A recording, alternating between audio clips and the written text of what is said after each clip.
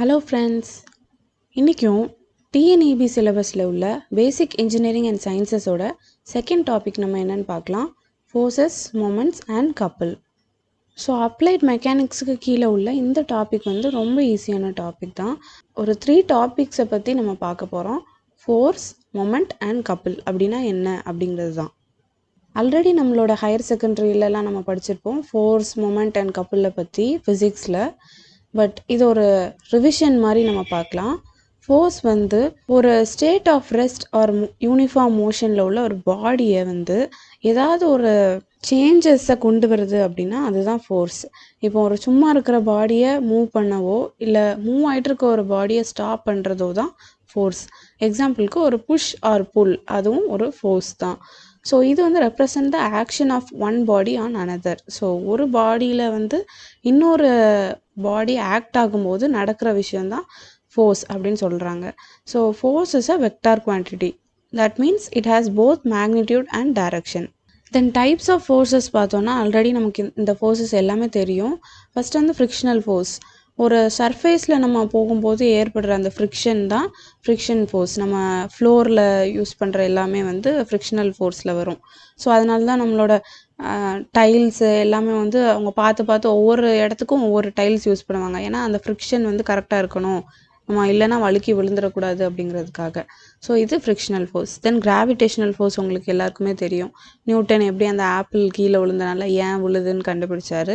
So gravitational force இருக்கனால தான் நம்ம வந்து அப்படி ஸ்ட்ரைட்டாக நிற்கிறோம். ஓகேயா? Next applied force. So applied ஃபோர்ஸ்னால் நம்ம வந்து எதையாவது ஒரு அப்ளை பண்ணி ஒரு பொருளை புஷ் பண்ணால் அதில் வர்றதான் அப்ளைட் ஃபோர்ஸ். தென் ட்ராக் ஃபோர்ஸ். ட்ராக் ஃபோர்ஸ் வந்து யூஸ்வலி ஏரோப்ளேன்ஸ்லலாம் அது ஏற்படும். ஸோ ஒரு ஏரில் இருந்துச்சு அப்படின்னா அதில் வந்து ட்ராக் ஃபோர்ஸ் ஆக்ட் ஆகும். தென் ஸ்ப்ரிங் ஃபோர்ஸ் தெரியும். ஸ்ப்ரிங்ஸ் இருக்கிற இடத்துல ஸ்ப்ரிங் ஃபோர்ஸ் இருக்கும். தென் மேக்னெட்டிக் ஃபோர்ஸ். மேக்னெட்ஸ் இருக்கிற இடத்துல அந்த ஒரு மேக்னெட்டிக் அட்ராக்ஷன் இருக்கிற இடத்துல மேக்னெட்டிக் ஃபோர்ஸ் உண்டாகும். தென் டென்ஷன் ஃபோர்ஸ். போத் சைட்ஸ்லேயும் நம்ம வந்து ஃபோர்ஸ் கொடுத்து அதை டென்ஷன், அந்த இடத்துல வந்து டென்ஷன் ஆகும் இந்த நடுவில். ஸோ இதுதான் டென்ஷன் ஃபோர்ஸ்ன்னு ஞாபகம் வச்சுக்கோங்க. ஒரு கயிறு இழுத்தல் போட்டியை ஞாபகம் வச்சுக்கிட்டா இது ஈஸி. தென் பாயன் ஃபோர்ஸ் அப்படின்னா இது வந்து ஃப்ளூயிட்ஸில் மட்டும்தான் இருக்கும். Either in gas or in liquid. ஒரு தண்ணிக்குள்ளே இருக்கும் போதோ இல்லை இந்த மாதிரி பறந்துட்டு இருக்கும் போதோ பாயன் ஃபோர்ஸ் வந்து மேலே நோக்கி இழுக்கும். மோஸ்ட்லி இது வந்து லிக்விட்ஸுக்கு தான் ஆக்ட் ஆகும். பிகாஸ் ஏர்னா நமக்கு வந்து ட்ராக் ஃபோர்ஸ் ஆயிரும். ஸோ லிக்விட்ஸில் தான் பாயன் ஃபோர்ஸ் இருக்கும். தென் மற்ற டைப்ஸ் ஆஃப் ஃபோர்ஸஸ் உங்களுக்கு எல்லாருக்கும் தெரியும். பேரலல் ஃபோர்ஸஸ் அப்படின்னா பேரலாக போயிட்டே இருக்கிற ஃபோர்ஸஸ். இது வந்து எங்கேயுமே மீட் ஆகாது. Then like forces. லைக் ஃபோர்ஸஸ்னால் அந்த மேக்னிடியூட் அண்ட் டைரக்ஷன் எல்லாமே ஈக்குவலாக இருக்கணும். இங்கே 5 நியூட்டன்னா இங்கேயும் 5 நியூட்டன் தான் இருக்கணும். ஸோ அந்த மாதிரி ஒரே மாதிரி எல்லாத்துலேயும் இருக்கிறது தான் லைக் ஃபோர்ஸஸ். தென் கோப்ளேனார் ஃபோர்ஸஸ். இது நேம்லேயே இருக்குது. ஒரே பிளேனில் ஆக்ட் ஆகிற ஃபோர்ஸஸ் தான் கோப்ளேனார் ஃபோர்ஸஸ். ஸோ இது வந்து XY பிளேனில் இருக்குது. ஸோ இந்த 2 ஃபோர்ஸஸும் கோப்ளேனார் ஃபோர்ஸஸ்ன்னு சொல்லலாம். தென் கொலினியர் ஃபோர்ஸஸ் வந்து ஒரு பாயிண்டில் ஆக்ட் ஆகுறது, அதாவது சேம் லைன் ஆஃப் ஆக்ஷனில் அதாவது ஒரு ரெஃபரன்ஸ்னு வச்சுக்கோங்களேன். இந்த ஒரே ரெஃபரன்ஸ் ஆக்சஸில் வந்து ஆக்ட் ஆச்சு அப்படின்னா இதுதான் கொலினியர் ஃபோர்ஸஸ். ஸோ இந்த பாயிண்ட்லேருந்தே அந்த லைன் ஆஃப் ஆக்ஷன்லேயே வந்து 2 ஃபோர்ஸும் இருக்குது. நெக்ஸ்ட்டு கன்கரண்ட் ஃபோர்ஸஸ் வந்து ஒரு பாயிண்ட்லேருந்து வேறு டைரக்ஷனில் இருக்கிற ஃபோர்ஸஸ். எய்தர் வெளியேயும் இருக்கலாம் இல்லை உள்ளே பார்த்தும் இருக்கலாம். ஸோ இதுதான் கன்கரண்ட் ஃபோர்ஸஸ். ஒரு பாயிண்டில் ஆக்ட் ஆகிறது தான் concurrent forces. So parallel forces, like forces, coplanar forces, collinear forces and concurrent forces. இன்னும் நிறைய டைப்ஸ் ஆஃப் ஃபோர்ஸஸ் இருக்குது. அதுவும் நம்ம படிச்சுக்கலாம். பட் அது கொஞ்சம் ஹையர் லெவல். இதுதான் பேசிக் லெவலான ஃபோர்ஸஸ் எல்லாமே. Then characteristics of a force. So ஒரு ஃபோர்ஸுக்கு என்னெல்லாம் இருக்கும் அப்படின்னா ஒரு magnitude, line of action and direction இருக்கும். ஸோ மேக்னிடியூட்னு பார்த்தோன்னா 5 நியூட்டன், 10 நியூட்டன் இல்லை கிலோ நியூட்டன். ஒரு ஃபோர்ஸ் வந்து இவ்வளோ நியூட்டன் இருக்குது அப்படின்னு சொல்கிறாங்க. ஸோ அதுக்கு ஒரு யூனிட்னு சொல்லலாம். ஸோ அதுதான் வந்து மேக்னிடியூட் ஆஃப் அ ஃபோர்ஸ். இவ்வளோ ஃபோர்ஸ் இந்த பாடி மேலே ஆக்ட் ஆகுது அப்படின்னு சொல்கிறதுக்கு டினோட் பண்ணுறது தான் அந்த மேக்னிடியூட். ஸோ மேக்னிடியூட் வந்து இந்த நம்ம சொல்கிற இந்த நியூட்டன் எல்லாமே. தென் லைன் ஆஃப் ஆக்ஷன் வந்து அப்போதே நம்ம சொன்ன மாதிரி ஒரு ரெஃபரன்ஸ் ஆக்சிஸ். இப்போது இந்த ஃபோர்ஸோட லைன் ஆஃப் ஆக்ஷன் வந்து இது இப்படி ஃபுல்லாக போயிட்டே இருக்கும். இந்த லைன் ஆஃப் ஆக்ஷனில் என்ன ஃபோர்ஸ் வந்தாலும் அது ரெண்டுமே கொலினியர் ஃபோர்ஸஸ்ன்னு நம்ம சொல்லலாம். So same line of action வந்து கொலினியர்னு நம்ம படித்தோம்ல. ஸோ இந்த லைன் ஆஃப் ஆக்ஷனுங்கிறது இந்த ஆக்சிஸை தான் குறிக்குது. த நெக்ஸ்ட் ஒன் வந்து டைரக்ஷன்னா நமக்கே தெரியும், அந்த ஆரோ மார்க் தான் நம்மளோட ஃபோர்ஸோட என்ன டைரக்ஷனில் இந்த ஃபோர்ஸ் அப்ளை பண்ணுறோங்கிறது. ஸோ இது மூணுமே வந்து ரொம்ப இம்பார்ட்டண்ட். பிகாஸ் ஒரு ஃபோர்ஸ் அப்படின்னாலே ஒரு மேக்னிடியூட் இருக்கணும், ஒரு லைன் ஆஃப் ஆக்ஷன் இருக்கணும், அண்ட் த சேம் டைம் டைரக்ஷனும் இருக்கணும். ஏதாவது ஒன்று இல்லைன்னா கூட வந்து இது நம்மளோட ஃபோர்ஸுக்கு வந்து மீனிங் இல்லாமல் போயிடும். ஸோ ஒரு எக்ஸாம்பிள் இல்லை ஒரு ப்ராப்ளம் எது எடுத்தாலுமே நீங்கள் பார்த்துருப்பீங்க, இந்த ஃபோர்ஸ் வந்து இந்த டைரக்ஷனில் ஆக்ட் ஆகுது, இவ்வளோ நியூட்டன்னு அப்படின்னு சொல்லி கொடுத்துருப்பாங்க. ஸோ இதுதான் characteristics of a force. So next வந்து மொமெண்ட்டுக்கு போகிறோம். மொமெண்ட் வந்து என்னது அப்படின்னா இது ரொம்ப ஈஸி தான். அதாவது இங்கே ஒரு பாயிண்ட் இருக்குது, ஓகே, டேர்னிங் பாயிண்ட். இதிலேருந்து ஒரு டிஸ்டன்ஸ் தள்ளி நம்ம வந்து ஃபோர்ஸை கொடுக்குறோம். 10 நியூட்டன் ஃபோர்ஸ் வந்து இங்கே கொடுக்குறோம். ஸோ ஒரு டிஸ்டன்ஸ் இருக்கணும், ஒரு ஃபோர்ஸ் இருக்கணும், அதே மாதிரி ஒரு பாயிண்ட் இருக்கணும், ஒரு ஆக்சிஸ் மாதிரி இருக்கணும். அதுலேருந்து இந்த இப்படி டேர்ன் ஆகிற ஃபோர்ஸ் தான் வந்து மொமெண்ட் அப்படின்னு சொல்கிறாங்க. இதுக்கு நல்ல ஒரு எக்ஸாம்பிள் வந்து இந்த ஸ்பேனர் தான். ஸோ எப்படி இங்கே ஒரு பாயிண்ட் இருக்கும், அதில் வந்து நம்ம இங்கே தான் ஃபோர்ஸ் கொடுப்போம், இங்கே கொடுக்க மாட்டோம். ஸோ அப்போ இங்கே வந்து ஒரு டிஸ்டன்ஸ் ஆக்ட் ஆகுது, அண்ட் தென் இங்கே வந்து நம்ம ஒரு ஃபோர்ஸ் கொடுக்கணும். ஸோ இங்கே ஒரு ரொட்டேஷனல் ஃபோர்ஸ் ஆக்ட் ஆகும் இந்த இந்த ஃபோர்ஸ் எங்கே கொடுக்குறோமோ. ஆனால் எல்லாமே வந்து இந்த டிஸ்டன்ஸும் கூடயே இருக்கும். எவ்வளோ நம்ம ரொட்டேட் பண்ணாலும் இந்த டிஸ்டன்ஸ் வந்து மாறாது. ஸோ இதுதான் மொமெண்ட். ஒரு பாயிண்ட்டை வச்சு, ஒரு பிவோட் பாயிண்ட்டை வச்சு நம்ம ஃபோர்ஸ் கொடுக்கும்போது இதுதான் மொமெண்ட் அப்படி சொல்கிறாங்க. அதுக்கு ஒரு டிஸ்டன்ஸும் இருக்கும். டிஸ்டன்ஸ் இல்லாமல் நம்ம இங்கேயே வந்து ஃபோர்ஸ் கொடுத்தா அது வந்து மொமெண்ட் கிடையாது. ஒரு டிஸ்டன்ஸ் இருக்கணும், அதுக்கப்புறம் ஒரு ஃபோர்ஸ் கொடுக்கணும். ஸோ இதுதான் மொமெண்ட். இந்த எக்ஸாம்பிளில் நல்லா ஞாபகம் வச்சுக்கோங்க. ஸோ இதை வந்து எப்படி டினோட் பண்ணுறோம் அப்படின்னா இதுக்கு ஒரு ஃபார்முலா இருக்குது. ஸோ அது என்ன ஃபார்முலா அப்படின்னா moment is equal to force into distance. So மொமெண்ட்டோட யூனிட் வந்து newton metre. So of course newton into metre ரெண்டுத்தையும் நம்ம வந்து மல்டிப்ளை பண்ணும்போது நமக்கு மொமெண்ட் கிடைக்கிது. ஸோ மொமெண்ட் கண்டுபிடிக்கிறது எப்படி அப்படின்னா அந்த ஃபோர்ஸ் ஒரு 5 நியூட்டன் 10 நியூட்டன் அதை வந்து இங்கே போட்டுக்கணும்.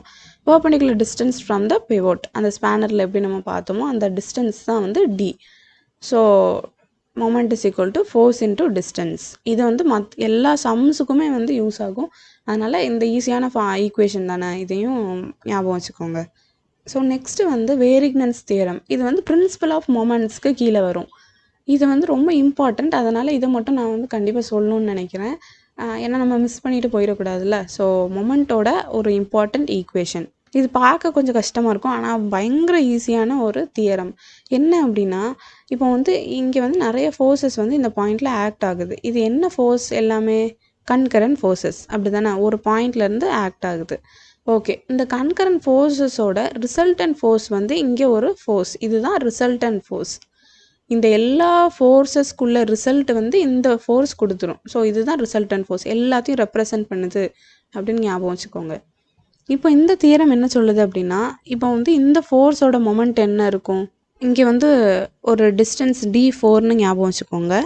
அப்போ என்ன இருக்கும், moment is equal to force into distance. அப்போ இங்கே உள்ள m4 மொமெண்ட் 4ஓட மொமெண்ட் என்ன அப்படின்னா f4 இன்டூ d4 அப்படி தானே.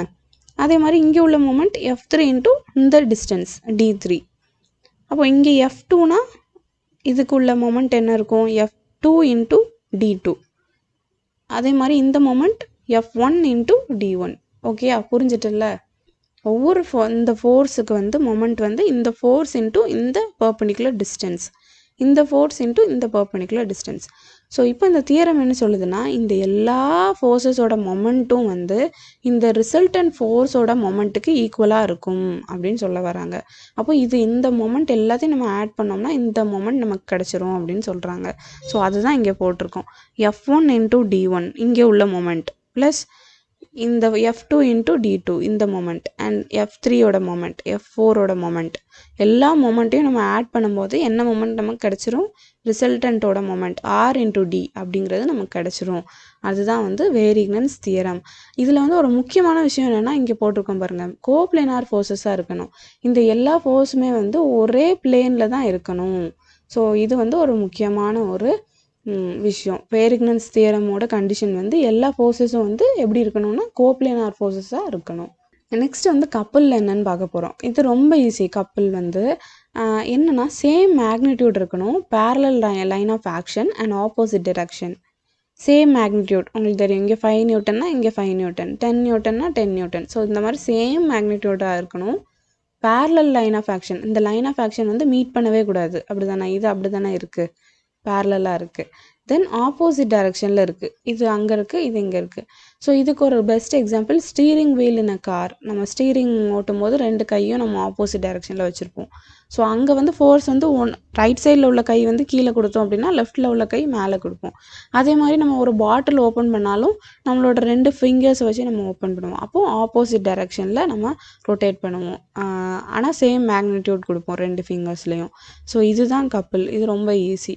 இப்போது இந்த கப்பிளோட மொமெண்ட் எப்படி அப்படின்னு நம்ம கேட்டோம் அப்படின்னா நெட் எஃபெக்ட் அதே மாதிரி தான். நம்ம வந்து இதோட மொமெண்ட் என்னன்னு பார்த்துக்கணும், இதோட மொமெண்ட் என்னன்னு பார்த்துக்கணும். இது ரெண்டுத்தோட நெட்டு, அதாவது இது ரெண்டுத்தையும் ஆட் பண்ணும்போது நமக்கு கிடைக்கிறது தான் இந்த கப்பிளோட மொமெண்ட் அப்படின்னு சொல்கிறாங்க. ஓகேயா?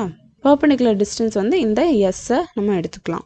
ஸோ இப்போ நம்ம என்ன பார்க்க போகிறோம் அப்படின்னா கப்பிளுக்கும் மொமெண்ட்டுக்கும் என்ன டிஃப்ரென்ஸ் அப்படின்னு. கப்பிள் வந்து என்னன்னு நம்ம பார்த்தோம் அப்படி தானே, ஒரு ஈக்குவல் அண்ட் ஆப்போசிட் ஃபோர்ஸ் 2 வந்து ஆக்ட் ஆகுறது தான். இதுக்கு வந்து டிஸ்டன்ஸ் வந்து இப்படி இருக்கும். ஆனால் மொமெண்ட் வந்து ஒரு பாயிண்ட்லேருந்து அதோட டேர்னிங் எஃபெக்ட் ஒன்று தான் இருக்கும். கப்பிள் வந்து இப்படி போத் சைட்ஸ் இருக்கும், மொமெண்ட் வந்து ஒன்று தான் இருக்கும். அதோட ரெஃபரன்ஸை வச்சு அது வந்து ஆக்ட் ஆகும். அதுதான் வந்து மொமெண்ட். ஸோ கப்பிளுக்கும் மொமெண்ட்டுக்கும் உள்ள டிஃப்ரென்ஸை நல்லா பார்த்து வச்சுக்கோங்க. மொமெண்ட் ஒரு ஆக்சஸ்லேருந்து ஒரு குறிப்பிட்ட டிஸ்டன்ஸ்லேருந்து ஃபோர்ஸ் கொடுக்கறது தான் மொமெண்ட். இது வந்து ஒரே ஒரு ஃபோர்ஸ் தான் இருக்கும். பட் கப்பிள் வந்து 2 forces equal and opposite forces வந்து ஆக்ட் ஆகும். இதோட டிஸ்டன்ஸ் வந்து எஸ். ஸோ இதோட மொமெண்ட் வந்து என்ன இருக்கும், எஃப் இன்ட்டு எஸ்ன்னு இருக்கும். ஓகேயா? ஸோ இவ்வளோ தான் இந்த அப்ளைட் மெக்கானிக்ஸோட இந்த டாபிக். ரொம்ப ஈஸியான டாபிக் தான். இதில் வர்ற அந்த சின்ன சின்ன ஈக்குவேஷன்ஸ் ஃபார்முலாஸையும் நம்ம படிச்சுக்கணும். ஸோ ஏன்னா அப்போ தான் ஸ்மால் ப்ராப்ளம்ஸ் ஏதாவது வந்துச்சுன்னா நம்மளால் ஈஸியாக அதை சால்வ் பண்ண முடியும். இந்த வீடியோ உங்களுக்கு பிடிச்சிருந்தா சப்ஸ்கிரைப் பண்ணிக்கோங்க. அண்ட் நம்ம அடுத்த டாபிக்ஸை நெக்ஸ்ட் வீடியோஸில் பார்க்கலாம். தேங்க்யூ.